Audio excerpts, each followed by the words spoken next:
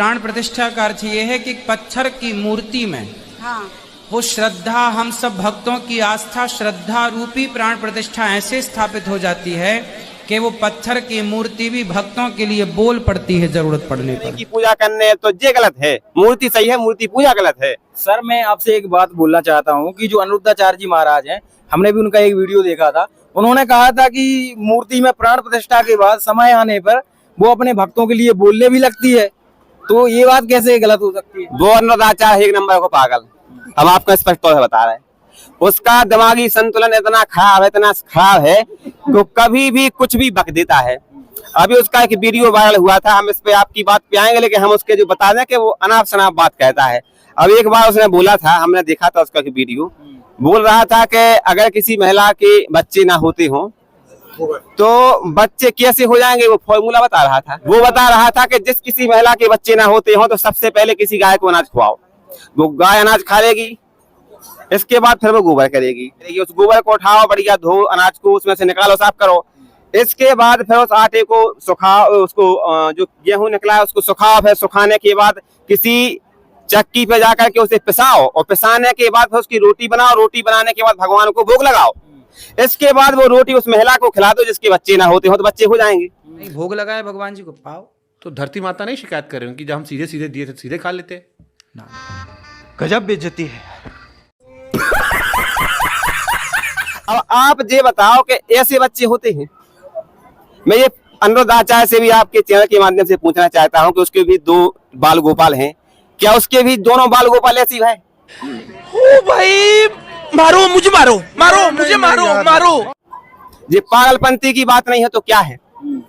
दूसरी बात कि एक बार क्या हुआ कि वो ये बोल रहा था, हम उसके देखते रहते हैं वीडियो क्योंकि वायरल होते हैं सोशल मीडिया पे। एक बार बता रहा था, कह रहा था कि बिस्किट का मतलब समझते हो? तो किसी ने पूछा बिस्किट का मतलब क्या होता है, तो कहता है कि जिसमें बिस्कुट कूट करके भरा हो उसी को बिस्कुट कहते हैं।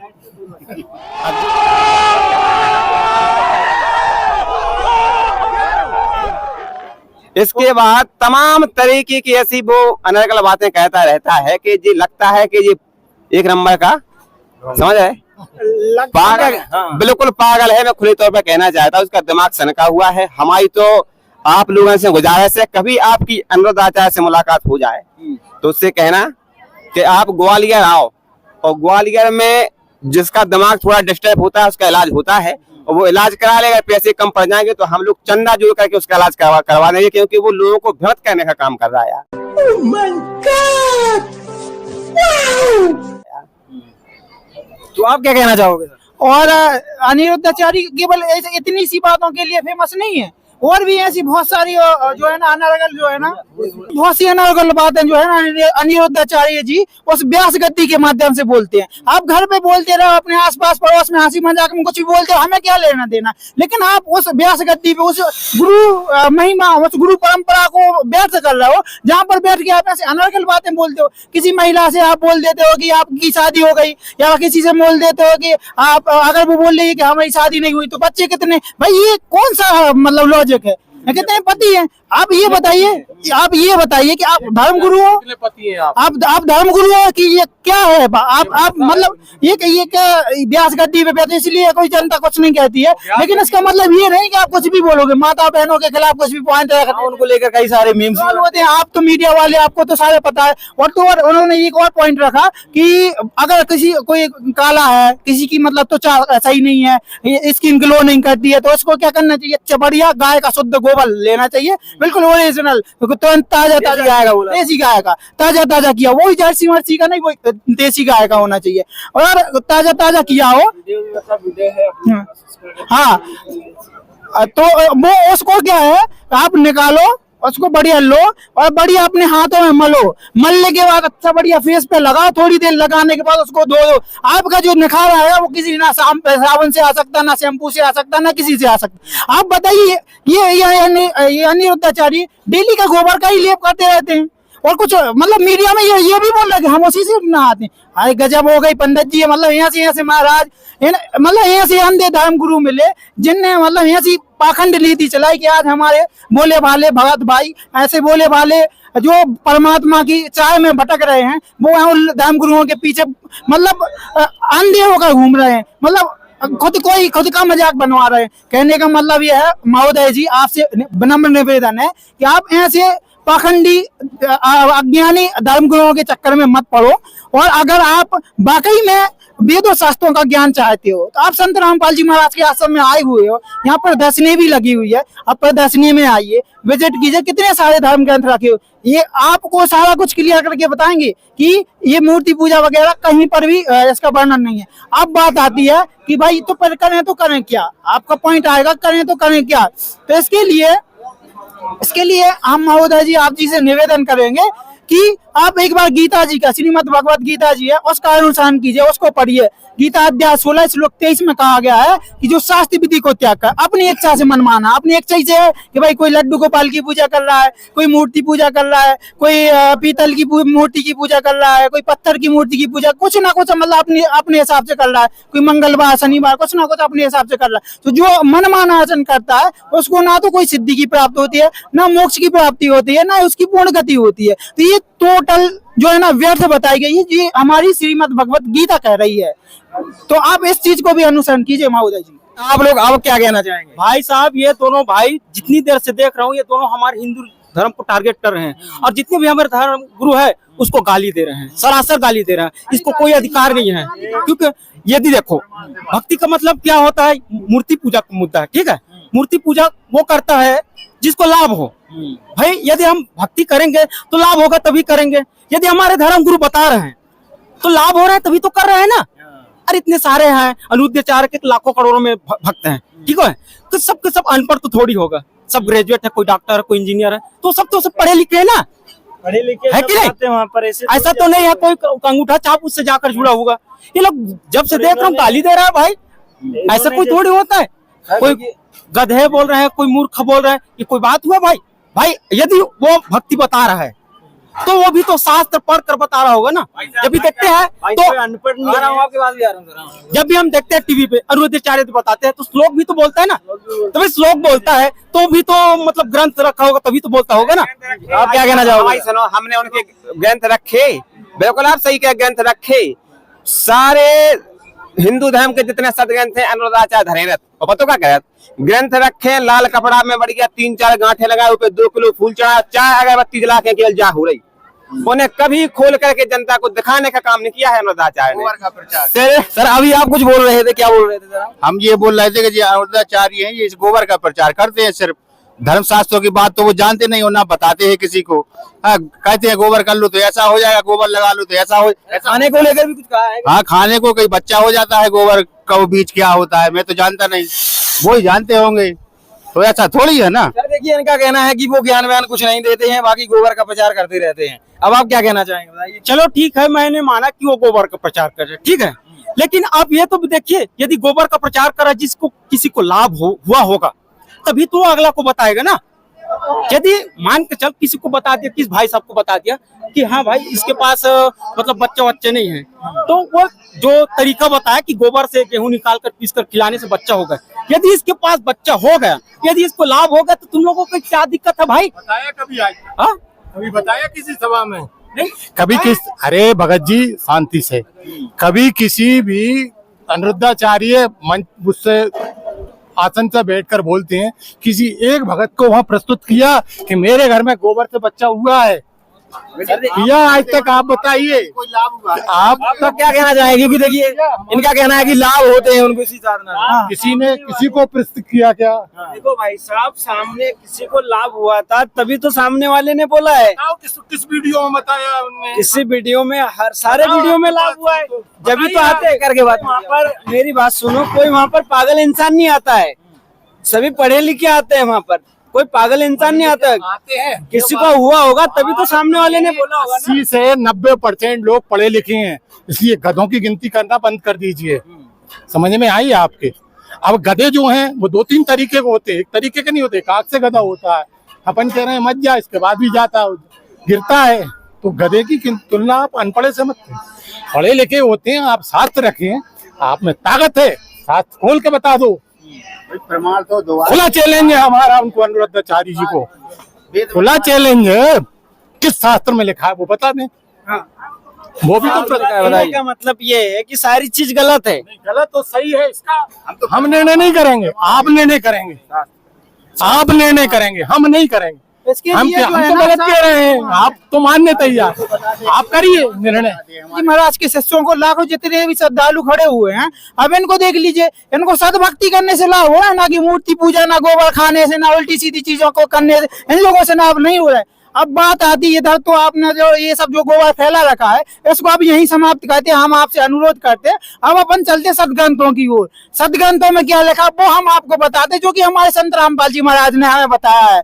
सदग्रंथों में जैसे कि आपने सुना होगा, पहले तो हम आपको तुलसीदास जी के जो है ना एक दोहा के माध्यम से आपको बताएंगे कि तुलसीदास जी ने, महाराज जी ने कहा है, जो गोस्वामी, अरे सुन तो लो महाराज, आ रहा हूँ आपके पास, आ रहा हूँ मैं। अरे सुन तो लो महोदय जी, पहले आप बात तो सुन लो। गोबर तो बहुत फैला लिया आप लोगों ने, हैं जहाँ देखो बस गोबर गोबर खेल गोबर। आपकी बात बताइए, आप क्या कहना चाहते हमें ये बताओ पहले, जैसे कि दादाजी ने बोला कि ये गोबर में ऐसा वैसा फलाना ये वो, कोई प्रमाण बताइए। दादाजी से पूछो, दादाजी से जो और आगे थे इनके बुजुर्ग लोग मूर्ति के पास आते थे और भभूति खाते थे, तभी ठीक होते थे। इनसे पूछो। कोई बच्चा रोता था तो धुनी देने के बाद ठीक हो जाता था। संत रामपाल जी जो महाराज जो है ना, कब से वेद बता रहे हैं। वो क्या बोलते हैं ना, गांव के लोग बोलते हैं 7 पैरी से जो चला आ रहा है ना, वो भभूत से ठीक हो रहे हैं ये लोग। सर देखिए, इनका कहना है कि भभूति से ठीक हो जाते थे। देखिए भाई साहब, आपको जानकारी नहीं है, सुनो तो हमारी तो सुनो। संत रामपाल जी महाराज जी से नाम दीक्षा लेने के बाद कोई धुकने की, कोनो धुआं की, कोनो राख की जरूरी नहीं पाया था उनको। संत रामपाल जी महाराज ऐसा मंत्र दे है कि उसको जाप करे से घर में सुख, शरीर में सुख, और जब वो जो शरीर छोड़ करके जाता है तो हमेशा हमेशा के लिए ऐसे स्थान पर पहुंच जाता है जहां जाने के बाद फिर जन्म मरण का रोग ही नष्ट हो जाता है। अब आए लेन पे जो इन्होंने मंत्र बोला है ना, वो भी मंत्र से ही पूज मूर्ति में प्राण प्रतिष्ठा की जाती है, मंत्रों से। एक बात ये भी हो सकती है कि ये भी मूर्ति पूजा करते थे पहले, अब भी उनको पिछले लाभ अब मिल रहे हैं, तो अब ये बोल रहे कि यहाँ से हमको लाभ मिलने लग गए। ये भी हो सकता है। आप पहले मूर्ति पूजा आप भी करते थे कि नहीं करते थे? आप मूर्ति पूजा कहते थे, हमें सुनो तो कहते थे, हम मान रहे हैं कि हम कहते थे, लेकिन जब हमें ये ज्ञान नहीं था तब कहते थे। जैसे यहाँ पर हमारे कई भगत भाई ऐसे हैं जो शराब पीते थे, उनको लगता था कि हम शराब पियेंगे तो थोड़े मतलब एनर्जी में रहेंगे, दिमाग फ्रेश हो जाएगा और बहुत बढ़िया रहेगा, वो पीते थे। लेकिन जब उनको पता चला कि शराब से हमारी किडनी खराब हो जाती है, घर में हमारे जो 4 पैसे नहीं बच रहे हैं, हम गरीब होते जा रहे हैं, वो शराब के कारण हो रहे हैं, हम आज मेहनत नहीं कर पा रहे हैं तो वो शराब के कारण समस्या बन रही है, हमारे घर में जो बीवी का बच्चों का हम पे लड़ाई झगड़ा होता है वो शराब के कारण होता है। जब इनको जो ज्ञान हुआ तो इन्हें वो छोड़ दिया। ऐसे ही मूर्ति पूजा जब तक हम लोगों ने की, जब तक पता नहीं था। संत रामपाल जी महाराज जी आए, सदग्रंथों को खोल करके बताया कि जी भैया साधना गलत है, ये सही है, तो गलत को त्याग दिया, सही को पकड़ लिया, इतनी फिर तो पूरी बात है। भाई तो हम आपसे कह रहे हैं कि भैया हर रोज सदग्रंथन को देखो, अगर सदग्रंथन में लिखा है कहीं के मूर्ति पूजा करो तो भैया आप उन्हें भी करो, हम उन्हें भी करवे के लाने तैयार हैं। और अगर नहीं लिखा है, और अगर सदग्रंथन में कहीं मूर्ति पूजा करना नहीं लिखा है तो हम लोगों ने भी बंद कर दी, आप लोग ही बंद कर, इतनी तो पूरी बात है। या तो हम लोग सही हैं, आप और सही हो। आप उन्हें बताओ कि मूर्ति पूजा कहाँ लिखी है, भैया हम आपके संग हैं। कहाँ लिखा है बताइए, किस वेद में लिखा है? पढ़कर आपके गुरुजी बता रहे हैं, ठीक है, तो उसी शास्त्र को पढ़कर तो हमारे भी जो धर्म गुरु है वो भी तो पढ़कर बता रहे हैं ना। जितने भी धर्म गुरु है, क्या अपने आपसे थोड़ी बताएंगे? इतनी लंबी लंबी कथा अपने मुंह से थोड़ी फेंकेंगे भाई। मेरे कहने का मतलब ये है, जो पहले आपको हमने समझा दिया, अब हमको आप समझ दीजिए, ठीक है। देखो, आपने बोला कि सभी शास्त्र को खोल कर दिखा रहे हैं, तो जितने भी धर्म गुरु है वो भी तो दिखा रहे हैं ना, मतलब शास्त्र को ही पढ़ कर ही दिखा रहे हैं। सुनो, आपके धर्म गुरु शास्त्र को खोल कर दिखा रहे हैं। आप अनुरुद्ध आचार्य के कोनो चेला को फोन लगाओ या अनुरुद्ध आचार्य को फोन लगाओ, उनसे जा कहो कि जो कौन से शास्त्र में लिखो कि जब राम भगवान वनवास के लाने चले गए थे तो 14 साल तक भरत जी ने गाय के मूत्र में दलिया पका के खाया था। ये कौन से शास्त्र में लिखो? हमें लिखित बता दो, हम आज से आपके संग होवे के लाने तैयार हैं। बताओ सर, कौन से भरत जी ने गाय के मूत्र से दलिया पका करके 14 साल तक खाया।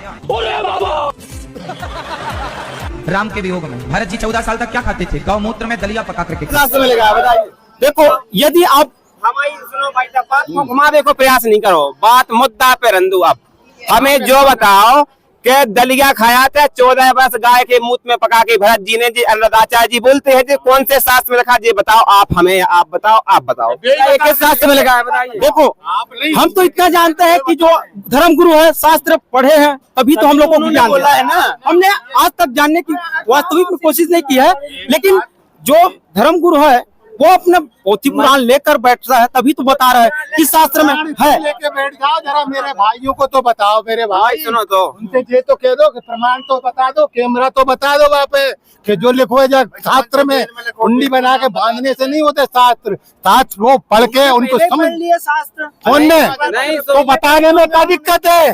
बताएगा जिसने देखा होगा, जो बताएगा वो जो सत्य होगा।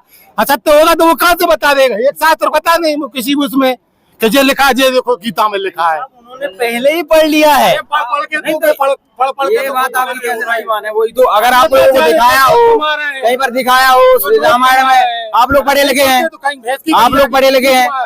अगर आप लोगों ने अभी तक नहीं पूछा है तो आप लोग अपने गुरुओं के पास जाइए, उनसे पूछे कि कहाँ लिखे हैं। वो भी दूध ही लगाएंगे। तो सर, अब आप लोग क्या कहना चाहेंगे? देखो, ये लोग शास्त्र की बात करते हैं और हम भी मानते थे कि हमारे धर्म गुरु है वो शास्त्र से ही प्रमाणित दे रहा होगा, तभी तो मतलब सबको लाभ हो रहा है। ये हमारा विचार था, सोच था। लेकिन ये लोग जितने भी शास्त्र के श्लोक बताते हैं, अध्याय बताते हैं, गीता का सार बताते हैं, तो इन लोगों की बात से पता चलता है कि ये लोग सच बोल रहे हैं। ठीक है, लेकिन हम लोग भी प्रयास करेंगे कि यदि शास्त्र आए सामने में तो हम भी पढ़ेंगे। और देखो, ऐसा है कि अनुरुद्धाचार्य जो है इतना बड़ा हस्ती है कि हम उसके पास जाकर तो सवाल कर नहीं सकते। ठीक है, लेकिन हमारे पास गीता है, वेद है, पुराण है, ये हमारे धर्म गुरु मतलब हमारे पास तो है नहीं। तो यदि यहाँ पर कोई बुक है, कोई शास्त्र में प्रमाणित है, ये पता है तो बात बने भैया जी। लेकिन सर, इनका कहना है कि अगर आपके पास कोई बुक ऐसी हो जो आप इनको कुछ समझ में आए उस चीज को लेकर, आप मतलब बुक इनको बताइए। हाँ, ये जो बात हुई, ये हुई श्रद्धालुओं जैसी और असली भक्त के जैसी बात। आप जो है ना, अभी तक जो लड़ाई झगड़ा मतलब इस तरह से अपन अग्रेसर हो रहे थे, अग्रेसिव हो रहे थे, वो सही नहीं थी कहीं तक। मतलब भक्त के जो लक्षण होते हैं वो यही होते हैं कि भाई अगर आप सही हैं तो आप प्रमाण बताइए, हम सही हैं तो हम प्रमाण बता देते हैं। अब आपकी जो बात है कि भाई हमारे पास जो है ना सदग्रंथ अवेलेबल नहीं हो पाते हैं, तो इसके लिए संत रामपाल जी महाराज ने बहुत ही सुलभ व्यवस्था कर रखी है। आप भंडारे में आए हो, यहाँ पर आध्यात्मिक प्रदर्शनी का आयोजन किया जाता है, जिसमें जितने भी संसार भर के सदग्रंथ हैं, न केवल हिंदू धर्म बल्कि जितने भी धर्म हैं, चाहे वो सिख हो, ईसाई हो, मुस्लिम हो या कोई भी क्रिश्चियन मतलब कोई भी जैन धर्म हो, कितने भी धर्म हो या कोई भी पंथ हो, राधा स्वामी पंथ, जो भी धर्म ग्रंथ है या धर्म गुरुओं की बुक्स हैं, सारी की सारी यहाँ पर संत रामपाल जी महाराज ने एक ही प्लेस पर एकत्रित कर रखी हैं। और उनसे प्रमाण आपको दिखाए जाते हैं कि सर आप जो भक्ति विधि कर रहे थे, आप जो भक्ति की विधि अपनाए हुए थे, वो कहीं ना कहीं शास्त्र के अनुकूल नहीं थी। जैसा कि गीता अध्याय 16 श्लोक 23 के अनुसार नहीं थी, और गीता अध्याय 17 श्लोक 23 में कहा है कि ओम तत्सत इति निर्देशे ब्रह्मणे त्रिवेदे समर्थे यह तम वेद सह वेद, मतलब जो ओम तत्सत का मंत्र का जाप बताया है वो तत्वदर्शी संत के स्थान में जाके, और वो तत्वदर्शी संत उस ओम तत्सत का भेद खोलेगा, जिसका प्रमाण जो है गीता अध्याय 4 श्लोक 34 में किया गया है कि हे अर्जुन, तू उन तत्वदर्शी संत की खोज कर, तत्वज्ञानी की खोज कर, जिसकी शरण में जाने से और जिनको भली भांति दंडवत प्रणाम करने से आपकी जो है सारी शंकाओं का समाधान करेंगे और आपको जो है ना मोक्ष का सही रास्ता भी बताएंगे। वो तत्वदर्शी संत आज के समय संत रामपाल जी महाराज है महोदय जी। और आप आइए और सदग्रंथों को देखिए। और तुलसीदास जी महाराज जी ने भी कहा है कि कलयुग केवल नाम आधारा और सुमर सुमर नर उतर ही पारा। तो मूर्ति पूजा के लिए ना तो रामायण कह रही है, ना गीता कह रही, ना कोई वेद, ना शास्त्र कह रहा है। ये हमारी मनमाना आचरण है और हमारी एक आस्था पर डिपेंड करता है कि कोई आस्था रखे हुए है कि भाई हमें कुछ नहीं हो रहा तो हम कुछ तक कर लें, क्योंकि हम पिछले जन्मों से भगवान की खोज करते आए हुए हैं कि भगवान हम हर इंसान में देखते हैं। कभी भैंस में भगवान देखते हैं, कभी गाय में भगवान देखते हैं, कभी गोबर में भी भगवान देखते हैं कि इसमें लक्ष्मी माता माता का वास है। कभी किसी में देख भाई, आप सब चीज को भगवान मान ले, भगवान को भगवान तो मानो। कबीर साहब भगवान है, संत रामपाल जी महाराज के सारे सच चिल्ला चिल्ला के कह रहे हैं कि वेदों में प्रमाण है कबीर साहब भगवान है, कबीर साहब भगवान है, ये वेदों में प्रमाण है। आप देख लीजिए, बाइबल में भी प्रमाण है, गुरु ग्रंथ साहिब में भी भगवान प्रमाण है।